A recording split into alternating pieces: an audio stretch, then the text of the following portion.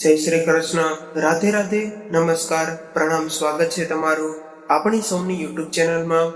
મિત્રો, આપણી આજની કહાની એક પારિવારિક કહાની છે, તેમજ આ કહાનીમાંથી નાના મોટા દરેક મહિલાઓ અને પુરુષોને ખૂબ જ સરસ શીખ મળવાની છે। તો મારી તમને વિનંતી છે કે થોડો સમય કાઢીને વિડીયોમાં અમારી સાથે અંત સુધી જોડાયેલા રહેજો અને કહાની પસંદ આવે તો વિડીયોને લાઈક કરીને વધુમાં વધુ શેર પણ કરજો। તેમજ તમે આવી કેટલી અવનવી કહાની સાંભળવા માંગતા હોય અને હજુ સુધી આ ચેનલને સબસ્ક્રાઇબ ન કરી હોય તો અત્યારે જ આ ચેનલને સબસ્ક્રાઇબ જરૂરથી કરી લેજો, જેથી તમારા સુધી સૌથી પહેલા પહોંચે, તથા કોમેન્ટ કરી દેજો, જેથી ભગવાન ભોલેનાથની કૃપા હંમેશા આપણા આવનારા નવા વિડીયોની માહિતી બોક્સમાં તથા કોમેન્ટ બોક્સમાં હર હર મહાદેવ લખી દેજો, જેથી ભગવાન ભોલેનાથની કૃપા હંમેશા આપણા સૌ પર નિરંતર બની રહે। તો ચાલો શરૂ કરીએ આજની કહાની। મિત્રો, આજે રેખા 4 વર્ષ બાદ વિદેશથી ભારત પાછી આવી રહી હતી। એનું પિયર ભારતમાં હતું, પરંતુ એ અમેરિકામાં રહેતી હતી। આજે આટલા સમય બાદ રેખા પિયર આવી રહી હતી, પરંતુ એનું મન ઉદાસ હતું। જ્યારે એ એના ઘરની ગલીમાં આવી એટલે જૂની યાદો એની આંખો સામે આવવા લાગી, જે જગ્યા પર એનું આખું બાળપણ વિતાવ્યું હતું। આજે આટલા વર્ષો બાદ એ જગ્યાએ જોઈને રેખા ભાવુક થઈ ગઈ। એના મનમાં ઘણું બધું ચાલી રહ્યું હતું, અને જ્યારે એના પિતાજીના ઘરે પહોંચી તો એને એ દિવસ યાદ આવી ગયો, જે દિવસે રેખા એના પતિ સાથે બેઇજ્જત થઈને આ ઘરમાંથી બહાર નીકળી હતી।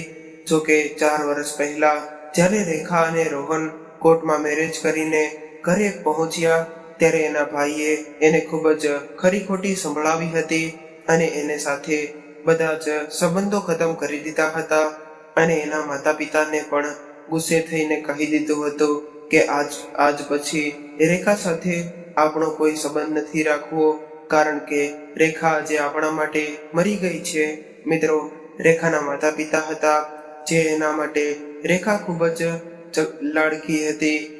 એ હંમેશા એની દીકરા કરતા દીકરીને વધારે પ્રેમ કરતા હતા, પરંતુ તેઓ આજે લોકલાજના ડરથી ચૂપ રહ્યા હતા, અને એ દિવસથી લઈને આજ સુધી કોઈએ એના હાલચાલ પૂછવાની પણ કોશિશ નહોતી કરી। નારાજગીની પાછળ એના ભાઈનું પણ એક કારણ હતું। જોકે એ પોતાની બહેનના વિવાહ એના બોસ સાથે કરાવવા માંગતા હતા, જેનાથી એને જલ્દીથી જલ્દી પ્રમોશન મળી શકે, પરંતુ રેખાના આવા નિર્ણયથી એને ખૂબ જ દુઃખ થયું, અને આ મન દુઃખના કારણે જ એના પિયરની સાથે રેખાના સંબંધો તૂટી ગયા હતા। પરંતુ 2 દિવસ પહેલા જ્યારે એના ભાઈનો ફોન આવ્યો, એટલે એ જૂની વાતો રેખાના દિલમાં ઉભરી આવી, અને રેખા વિચારવા લાગી કે આજે આટલા દિવસો બાદ મારા ભાઈને મારી યાદ કેવી રીતે આવી હશે। ત્યારે રેખાએ એના ભાઈને કહ્યું કે હું તમારી સાથે કોઈ પણ પ્રકારના સંબંધ રાખવા નથી માંગતી। એટલે સામેથી એના ભાઈ પ્રદીપનો ફોન આવ્યો કે રેખા, તું હજુ સુધી અમારાથી નારાજ છો? આટલા સમય બાદ ભાઈનો અવાજ સાંભળીને રેખાનું દિલ ભારે થઈ ગયું, અને એની આંખોમાં આંસુ આવી ગયા। પરંતુ ત્યારે તેને ફોન પર પાછળથી કંઈક અજીબ અવાજ સંભળાઈ રહ્યો હતો, અને એ દિલ દહેલાવી દે એવો અવાજ કદાચ એની માનો હતો।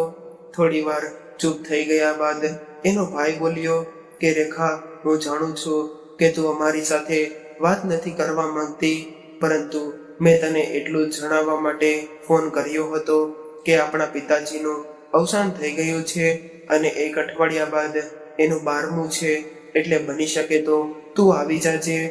તું અહીંયા આવીશ તો આપણા પિતાજીના આત્માને શાંતિ મળી જશે। પિતાજીના મૃત્યુની ખબર સાંભળતા જ એના એક પળ માટે તો રેખાનું દિલ ધડકવાનું બંધ થઈ ગયું હતું, અને એ સમયે જ એણે ફોન કાપી નાખ્યો, અને જોરથી રડવા લાગી, અને વિચારવા લાગી કે આટલા વર્ષો બાદ મારા ભાઈનો ફોન આવ્યો છે, અને એ પણ મારા પિતાજીના મૃત્યુની ખબર લઈને। પરંતુ રેખાને એ સમજાતું ન હતું કે મારી માં આટલી અજીબ રીતે કેમ અવાજ કરી રહી હતી. ત્યારે રેખાનું દિલ બેચેન થઈ રહ્યું હતું. થોડી વારમાં એનો પતિ રોહન પણ ઘરે આવ્યો. એટલે રેખાને રડતી જોઈને તે હેરાન રહી ગયો અને પૂછવા લાગ્યો કે શું થયું રેખા, બધું બરાબર તો છે ને? એટલે રેખા કહેવા લાગી કે આજે મારા ભાઈ પ્રદીપનો ફોન આવ્યો હતો અને એણે એવા સમાચાર આપ્યા છે કે મારા પિતાજીનું અવસાન થઈ ગયું છે. આ વાત સાંભળીને રોહને રડી રહેલી રેખાને આશ્વાસન આપ્યું અને તેને શાંત કરાવી. ત્યારબાદ રેખા કહેવા લાગી કે આપણે આજે જ ત્યાં જવા માટે નીકળવું પડશે. એટલે રોહને કહ્યું કે રેખા, મારી ઓફિસમાં ઇન્સ્પેક્શન ચાલી રહ્યું છે, એટલા માટે મારું ત્યાં આવવું મુશ્કેલ છે. ત્યારે રેખા બોલી કે કઈ વાંધો નહીં, હું આજે સાંજની ફ્લાઇટથી ભારત જાઉં છું. એટલે રોહને કહ્યું કે રેખા, તું એકલી કેવી રીતે જઈ શકીશ? ત્યારે રેખાએ કહ્યું કે તમે ચિંતા ન કરતા, હું મારી સહેલીને ફોન કરી દઈશ, એ મને એરપોર્ટ પર લેવા માટે આવી જશે.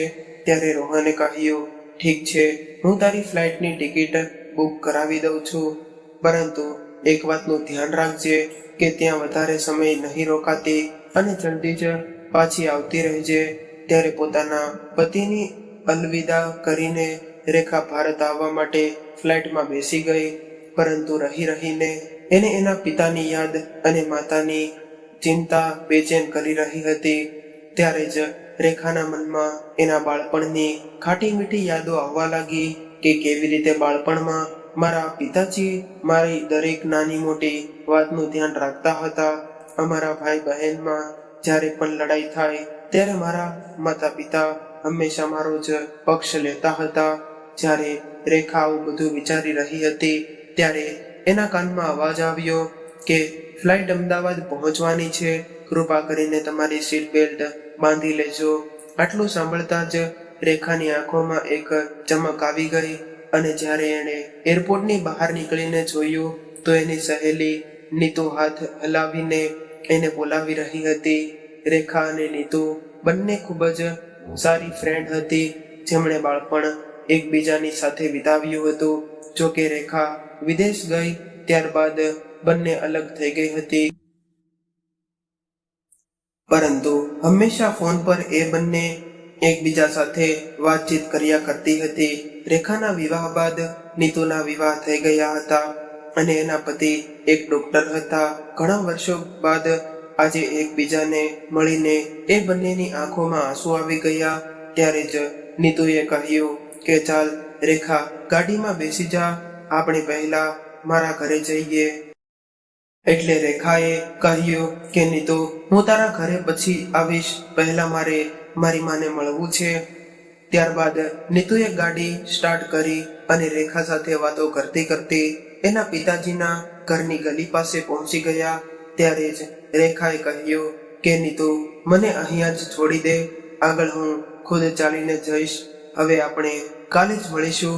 આટલું કહીને રેખા ગાડીમાંથી ઉતરી ગઈ, પરંતુ જ્યારે એ આગળ વધવા લાગી ત્યારે એના દિલની ધડકન તેજ થવા લાગી. એના કાનમાં 4 વર્ષ પહેલા કહેલા એના ભાઈના કડવા શબ્દો આજે પણ ગુંજી રહ્યા હતા. ઘરના દરવાજા સુધી તો તે પહોંચી ગઈ, પરંતુ ત્યાં આસપાસમાં પ્રવેશાયેલા સન્નાટાને જોઈને એના રેખાના ચિંતામાં પડી ગઈ. તેને ડર લાગી રહ્યો હતો અને જ્યારે એને ઘરનો બેલ વગાડ્યો ત્યારે જોયું કે દરવાજો ખુલ્લો હતો. એટલે એ દરવાજો ખોલીને અંદર ગઈ. એ સમયે જ એને એની માના રૂમનો દરવાજો ખખડાવવાનો અવાજ સંભળાયો અને ત્યારે જ અચાનક અંદરથી કોઈ જોરથી દરવાજો ઠપકારી રહ્યો હોય એવો અવાજ આવવા લાગ્યો. ત્યારે લાલ સાડીવાળી એક યુવતી દરવાજો ખોલીને અંદર ગઈ અને અંદર બેસેલી એક વૃદ્ધ મહિલા પર જોરથી ચિલ્લાવા લાગી અને કહેવા લાગી કે શું આફત આવી ગઈ છે કે તમે દરવાજો તોડવાની કોશિશ કરવા લાગ્યા છો?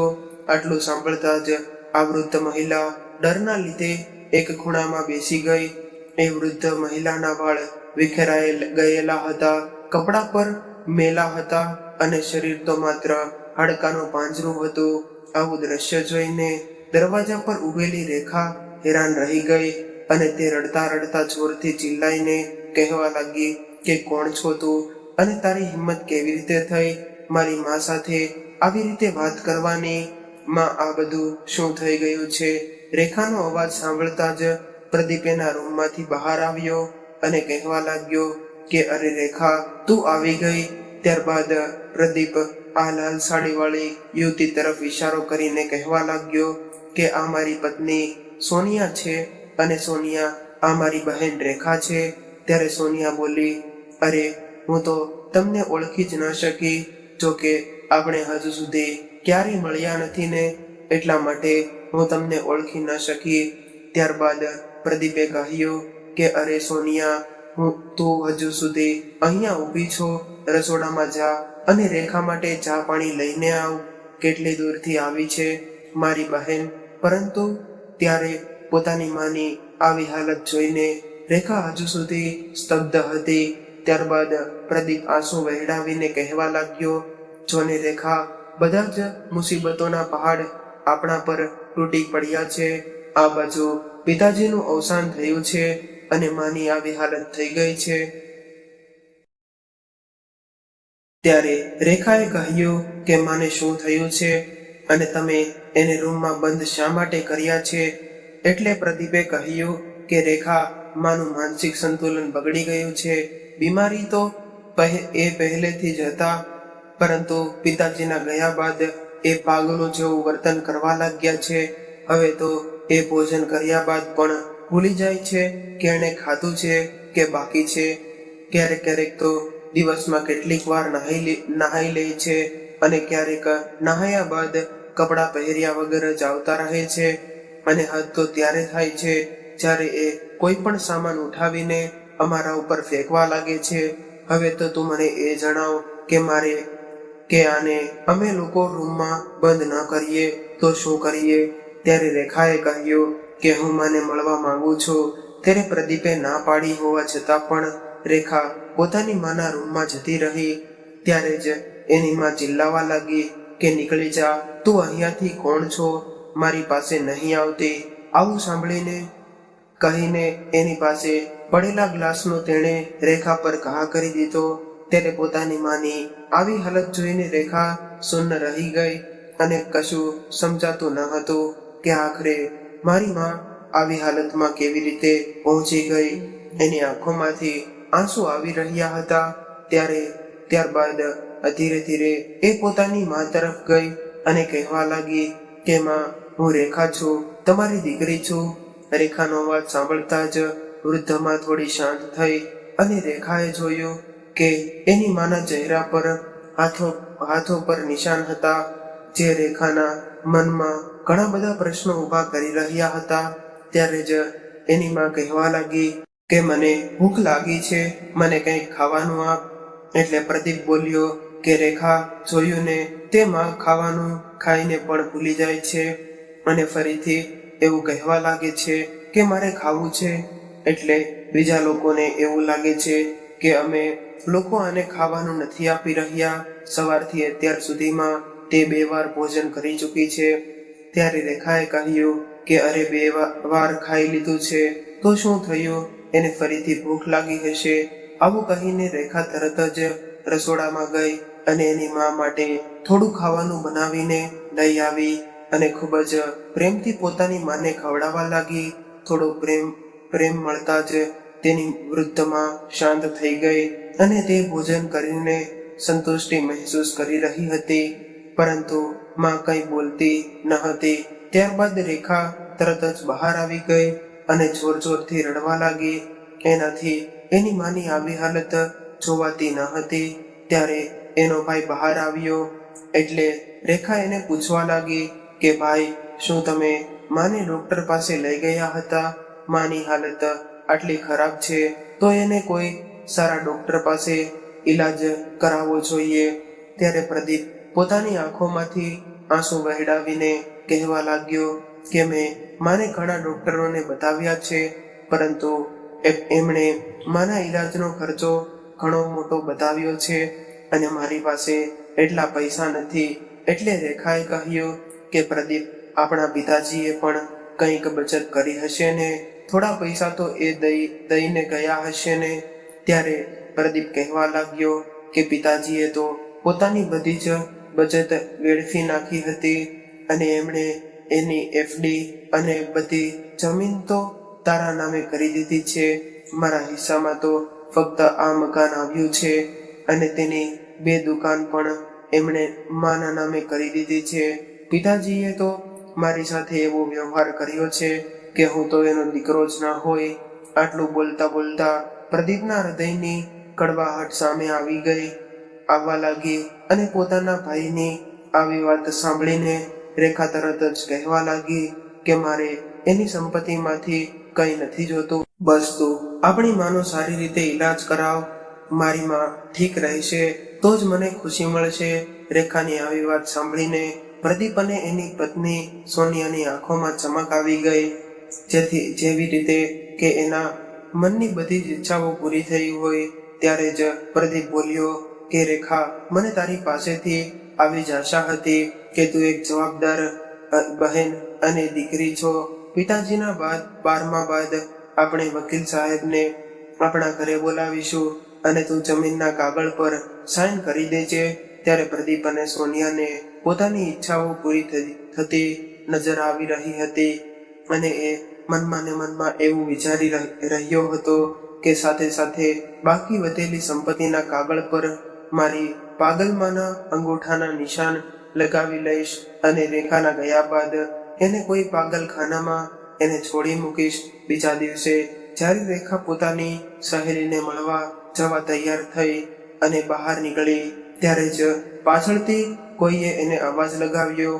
એટલે રેખાએ પાછળ ફરીને જોયું તો મંજુ કાકી પોતાના ઘરની બહાર ખાટલો ઢાળીને બેઠા હતા. એને જોઈને રેખા ખૂબ જ ખુશ થઈ ગઈ, કેમ કે મંજુ કાકી એની માની ખૂબ જ સારી સહેલી હતી. એણે બોલાવી એટલે રેખા દોડીને એની પાસે જઈને બેસી ગઈ. હવે રેખા મંજુ કાકી સાથે પોતાના માતા પિતા વિશે વાત કરવા લાગી. ત્યારે જેવો અવાજ રૂંધાઈ ગયો એટલે મંજુ કાકીએ કહ્યું કે રેખા દીકરી, તારા માતા પિતાની સાથે કંઈ થયું છે, જે કંઈ થયું છે એ બધું જ તારા ભાઈ અને ભાભીએ કર્યું છે. તારો ભાઈ તો હંમેશા તારા પિતાજી સાથે માથાકૂટ કરતો રહેતો અને એના લડાઈ ઝઘડાનો અવાજ બહાર સુધી આવતો હતો. ત્યારબાદ ધીરે ધીરે તારા પિતાજી બીમાર રહેવા લાગ્યા, પરંતુ તારા ભાઈએ એને ઈલાજ પણ સારી રીતે ન કરાવ્યો. ધીરે ધીરે તારા પિતાજી બિલકુલ લાચાર થઈ ગયા અને આ લોકો ઘરનું બધું જ કામ તારી માં પાસે એક નોકરાણીની જેમ કરાવતા હતા.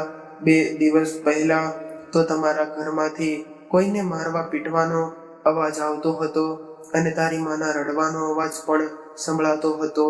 આવી વાત સાંભળતા જ રેખાના પગ નીચેથી જમીન સરકી ગઈ અને એ સમયે એની માના ચહેરા અને પગ પર પડેલા લાલ નિશાન યાદ આવી ગયા. રેખા હવે ખૂબ જ બેચેન થવા લાગી. ત્યારબાદ મંજુ કાકીએ કહ્યું કે પ્રદીપ અને સોનિયા તો તારી માને ઘરમાંથી બહાર પણ નીકળવા નથી દેતા. એ લોકો ક્યાંય જાય તો ઘરને તાળો મારીને જાય છે અને આવી પરિસ્થિતિમાં તો કોઈ સારો મનુષ્ય પણ પાગલ જેમ વ્યવહાર કરવા લાગે છે. આ બધું સાંભળીને રેખાએ પોતાની સહેલીના ઘરે જવાનું બંધ રાખ્યું અને પાછી પોતાના ઘરે આવી ગઈ. હવે રેખાને રહીને મંજુ કાકીની વાતો યાદ આવી રહી હતી.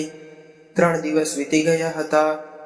આવી રીતે હતી 3 દિવસ વીતી ગયા હતા અને રેખા પોતાની માનું ખૂબ જ સારી રીતે ધ્યાન રાખી રહી હતી.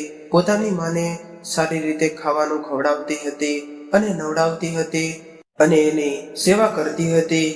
સારી રીતે ખાવાનું મળવાથી હવે એની માની તબિયત સુધરવા લાગી હતી. આજે પહેલીવાર એની માએ એને દીકરી કહીને બોલાવી હતી. એટલે રેખાના ચહેરા પર એક મુસ્કાન આવી ગઈ અને પોતાની માને ગળે લગાવીને ખૂબ જ રડવા લાગી. આ બધું જોઈને એના ભાઈ અને ભાભી ઘરે આવ્યા. એટલે સોનિયાએ એની સાસુના રૂમમાં જોયું અને દોડતી એના પતિ પાસે ગઈ અને કહેવા લાગી કે તમારી માનો તો આજે વ્યવસ્થિત રીતે બેઠી છે અને એની દીકરી સાથે વાતો કરી રહી છે. પોતાની માં સાજી થવાથી વાત સાંભળીને પ્રદીપ હેરાન રહી ગયો અને કહેવા લાગ્યો કે શું તે માં તે પેલી ગોળી નથી પાઈને? એટલે એની પત્નીએ કહ્યું કે અરે કેવી રીતે પાવ? 3 દિવસથી તો તમારી બહેન એની દરેક વસ્તુનું ધ્યાન રાખી રહી છે. ખાવાથી લઈને એની સાફ સફાઈ સુધીના બધા જ કામો તમારી બહેન કરે છે. મને તો એની પાસે જવાનો મોકો જ નથી મળતો. હું એની સાથે પાસે જાઉં તો એને ગોળી પાઈ શકું ને?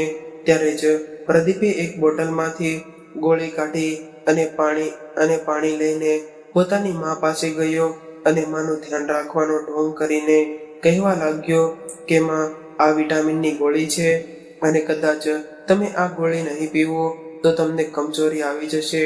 આવું કહીને પ્રદીપે પોતાની માના મોઢામાં ગોળી મૂકી અને તરત જ એને પાણી પીવડાવી દીધું. આટલું કરીને પ્રદીપ ચૂપચાપ ત્યાંથી નીકળી ગયો અને ગોળી પીધી એને અડધો કલાક થયો હતો.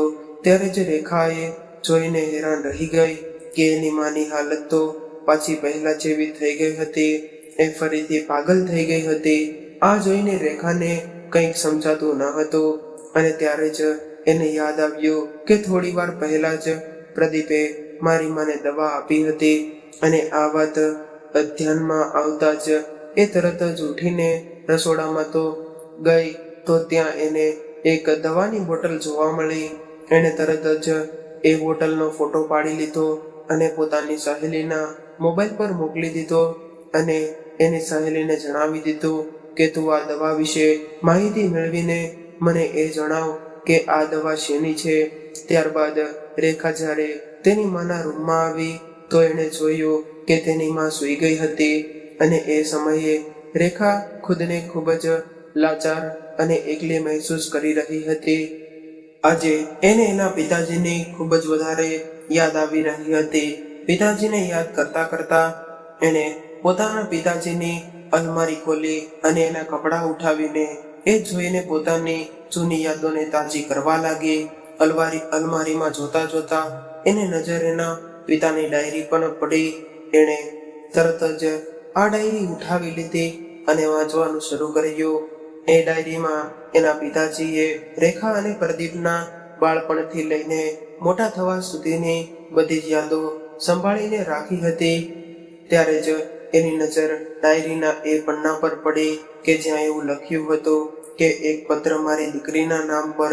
એટલે એ રેખાએ એને વાંચવાનું શરૂ કર્યું અને એમાં લખ્યું હતું કે દીકરી, તું જાણે છે કે જ્યારે તને આ ઘરમાંથી તારા ભાઈએ બહાર કાઢી હતી એ દિવસે મારા અને પ્રદીપ વચ્ચે ખૂબ જ લડાઈ ઝઘડો થયો હતો.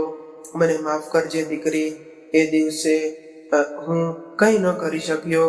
હું તારા આ સંબંધોના વિરુદ્ધમાં બિલકુલ નહોતો. હું તો તને પાછી બોલાવવા માંગતો હતો, પરંતુ પ્રદીપે મને મજબૂર કરીને રોકી રાખ્યો હતો. મેં તારી સાથે ફોન પર વાત કરવાની કોશિશ કરી ત્યારે પ્રદીપે મને ચોખ્ખું કહી દીધું કે તમારે અમારા બંનેમાંથી કોઈ એકને પસંદ કરવો પડશે.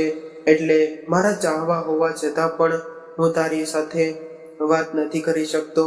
ત્યારબાદ બધું જ સામાન્ય થવા લાગ્યું. તો એક દિવસ મેં મારી સંપત્તિના ભાગલા પાડવાની વાત કરી અને હું મારી સંપત્તિમાં તને પણ બરાબરનો હિસ્સો આપવા માંગતો હતો અને એ વાતથી પ્રદીપ ગુસ્સે થઈ ગયો. એ દિવસે ઘરમાં ખૂબ જ લડાઈ ઝઘડા થયા. ત્યારબાદ તારા ભાઈના માથા પર સોનિયા સાથે વિવાહ કરવાનું ભૂત સવાર થઈ ગયું અને મેં સોનિયા વિશે માહિતી મેળવી તો મને એવું જાણવા મળ્યું કે સોનિયા અને એના ઘરના લોકો સારા માણસો નથી. પરંતુ જ્યારે મેં આ બધી વાતો તારા ભાઈને કરી અને એને કહ્યું કે જ્યારે રેખાએ લવ મેરેજ કર્યા હતા ત્યારે એનો વિરોધ કર્યો હતો અને આજે તું લવ મેરેજ કરવાની વાત કરી રહ્યો છો. પરંતુ એ તો સોનિયાના પ્રેમમાં એટલો બધો પાગલ હતો કે એને એના વિરુદ્ધમાં એક શબ્દ પણ સાંભળવાનું પસંદ ન હતું. મારી એટલી વાત સાંભળતા જ એણે મારા પર હાથ ઉઠાવી લીધો અને આટલું વાંચતા જ રેખા હેરાન રહી ગઈ. આજે રેખા ખૂબ જ અસહાય મહેસૂસ કરી રહી હતી અને વિચારી રહી હતી કે મારા માતા પિતા પર હાથ ઉઠાવે એવા વ્યક્તિને આજે મારે મારો ભાઈ કહેવો પડે છે. આજે એને પોતાના ભાઈ પર ખૂબ જ ગુસ્સો આવી રહ્યો હતો. એના મનમાં એવા વિચાર આવી રહ્યા હતા કે હું ખુદ જઈને મારા ભાઈ અને ભાભીના ગાલ પર તમાચો મારી દઉં અને મારા માતા પિતા પર કરેલા અત્યાચારનો બદલો લઈ લઉં. પરંતુ નહીં, આ લોકોએ જે કંઈ પણ કર્યું હતું એનો બદલો ફક્ત 2 તમાચા મારીને પૂરો ન કરી શકાય. ત્યારબાદ રેખાએ પત્ર વાંચવાનું શરૂ કર્યું. તારા ભાઈનો વિરોધ હોવા છતાં પણ મેં મારી બધી જ સંપત્તિના 2 ભાગ પાડ્યા હતા, કેમ કે હું જાણતો હતો કે કદાચ હું મારી બધી જ સંપત્તિ પ્રદીપના નામે કરી દઈશ તો પછી એ અમને નહીં સાચવે અને તારી માની આજે જે હાલત છે એના જવાબદાર ફક્ત ને ફક્ત તારા ભાઈ અને ભાભી છે. પરંતુ મને મારી દીકરી પર પૂરો વિશ્વાસ છે, કેમ કે મારી દીકરી ખૂબ જ સમજદાર છે. એટલે મારો આશીર્વાદ હંમેશા મારી દીકરી સાથે રહેશે. દીકરી બની શકે તો તારા આ અભાગ્ય પિતાને માફ કરી દેજે. પોતાના પિતાજીની ડાયરીમાં લખેલી આ પત્ર વાંચીને રેખા જોર જોરથી રડવા લાગી. એ સમયે જ રેખાએ એની સહેલીને ફોન કર્યો અને કહેવા લાગી કે નીતુ, મારે તને મળવું છે. ત્યારે નીતુએ કહ્યું કે હા રેખા, હું તને જ ફોન કરવાની હતી અને મારે પણ તને પેલી દવા વિશે જણાવવાનું હતું. હું હમણાં જ આવું છું. આવું કહીને રેખાએ ફોન મૂકી દીધો અને તરત જ પોતાની સહેલીને મળવા માટે નીકળી ગઈ. જ્યારે રેખા એની પાસે પહોંચી ત્યારે નીતુએ હેરાનીથી પૂછ્યું કે રેખાએ દવાનો ફોટો તે મોકલ્યો હતો, એ દવા કોના માટે છે? એટલે રેખાએ કહ્યું કે એ દવા મારી માની છે. એટલે હું એ જ જાણવા માંગુ છું કે શું એ વિટામિનની દવા છે કે બીજી કઈ છે? ત્યારે નીતુએ કહ્યું કે રેખા, તો પછી તારા ઘરમાં ખૂબ જ મોટું ષડયંત્ર ચાલી રહ્યું છે, કેમ કે એ દવા કોઈ સામાન્ય દવા નથી. એ ધીમું ઝેર છે, જેનાથી ધીમે ધીમે માણસનું માનસિક સંતુલન બગાડવા લાગે છે અને એક સમય બાદ માણસની એવી હાલત થાય છે કે એ પૂરી રીતે પાગલ થઈ જાય છે. રેખાએ તો જ્યારે આ વાત સાંભળી તો એને એના કાન પર વિશ્વાસ નહોતો થયો કે મારો ભાઈ આ હદ સુધી પણ જઈ શકે છે. એ મારા પિતાજીની સંપત્તિ મેળવવા માટે મારી માને પાગલ બનાવવાની કોશિશ કરી રહ્યો છે. એ સમયે જ રેખાને ચક્કર આવી ગયા અને એ સોફા પર પડી ગઈ. થોડી વાર બાદ રેખા હોશમાં આવી અને ત્યારબાદ એણે પોતાની સહેલીને એના પિતાજીની ડાયરીમાં લખેલી બધી જ વાતો જણાવી. ત્યારે નીતુ કહેવા લાગી કે હે ભગવાન, તારા ભાઈ અને ભાભીએ તો આવડો મોટો પ્લાન બનાવ્યો હતો અને એ પણ સંપત્તિ મેળવવા માટે. રેખાને મનમાં ખૂબ જ ગુસ્સો આવી રહ્યો હતો અને એ ગુસ્સામાં કહેવા લાગી કે પ્લાન તો હવે હું બનાવીશ નીતુ, મારે એના માટે તારા સાથની જરૂર પડશે. ત્યારે નીતુ બોલી કે રેખા, હું હંમેશા તારી સાથે છું, તું ચિંતા નહીં કરતી. ત્યારબાદ રેખા પાછી ઘરે આવતી રહી. બીજા દિવસે સવારે રેખાએ પોતાના ભાઈને કહ્યું કે ભાઈ, પિતાજીના 12મા બાદ હું એરપોર્ટ જવાની નીકળી જઈશ. મારી સાંજની ફ્લાઇટ છે. ત્યારે પ્રદીપ કહેવા લાગ્યો કે અરે બહેન, પરંતુ મારે તો સંપત્તિના કાગળ પર તારી સાઇન કરવાની બાકી છે અને કદાચ તારે જવું હોય તો તું પહેલા જ વકીલ સાહેબને ફોન કરી દઉં છું. પિતાજીની સંપત્તિ અંતિમ વિધિનો કાર્યક્રમ સમાપ્ત થઈ જાય એટલે તું જમીનના કાગળ ઉપર સાઇન કરી દેજે અને ત્યારબાદ તારે જવું હોય તો જઈ શકે છે. હવે નિયત સમય પર પંડિતજી પહોંચી ગયા અને 12માની વિધિ શરૂ થઈ. ધીરે ધીરે બધા જ પાડોશી અને સગા સંબંધીઓ આવવાનું શરૂ થઈ ગયું. કથા સમાપ્ત થઈ ત્યારબાદ પંડિતજીએ દિવ્ય આત્માની શાંતિ માટે પ્રાર્થના કરી. ત્યારબાદ પ્રદીપ ઊભો થયો અને માઇક હાથમાં લઈને પોતાના પિતાને પોતાના ભગવાન બતાવીને એના વિષયમાં સારું સારું બોલવા લાગ્યો. ત્યારે રેખાના મનમાં એવો વિચાર આવ્યો કે એ જ સમયે ઊભી થઈ અને પ્રદીપની હકીકત બધાને સામે જણાવી દઉં.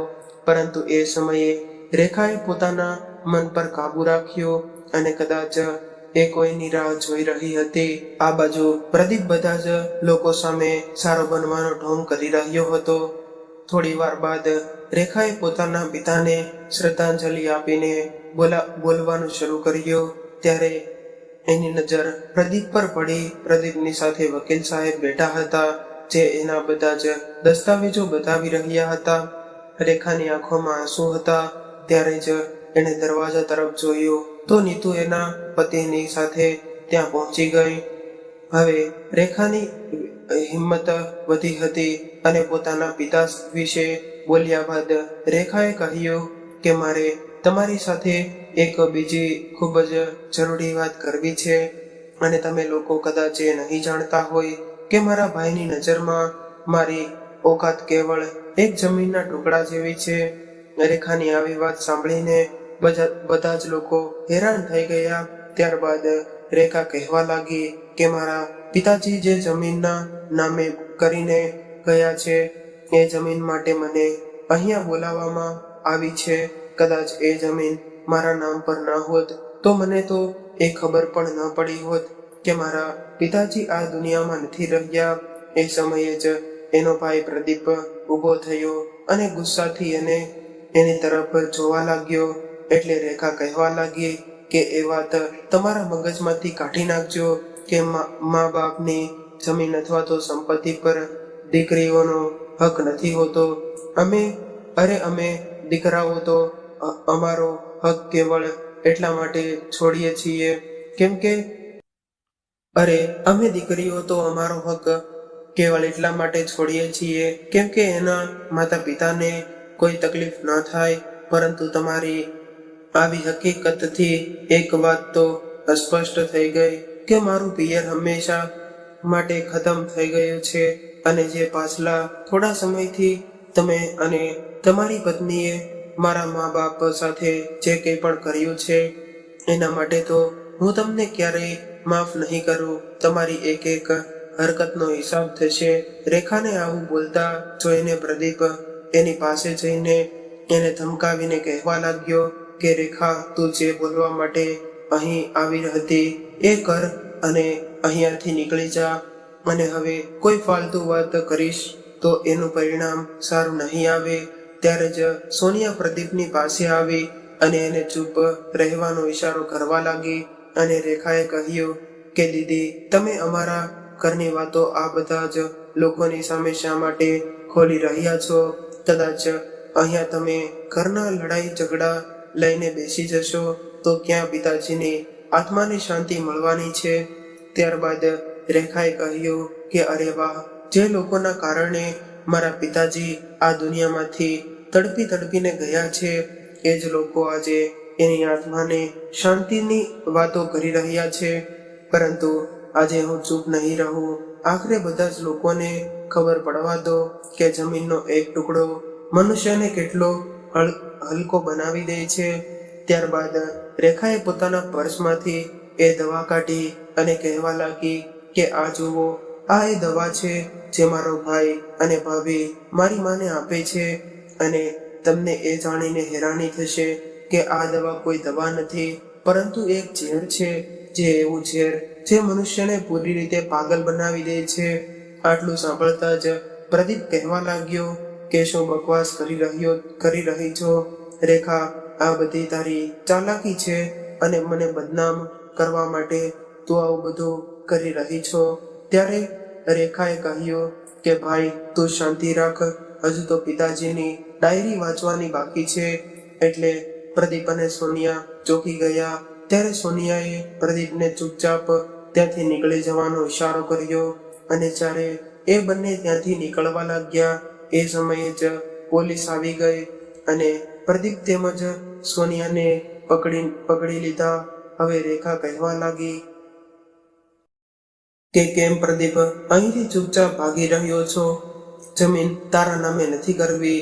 ત્યારબાદ રેખાએ વકીલ સાહેબના હાથમાંથી જમીનના દસ્તાવેજો લઈ લીધા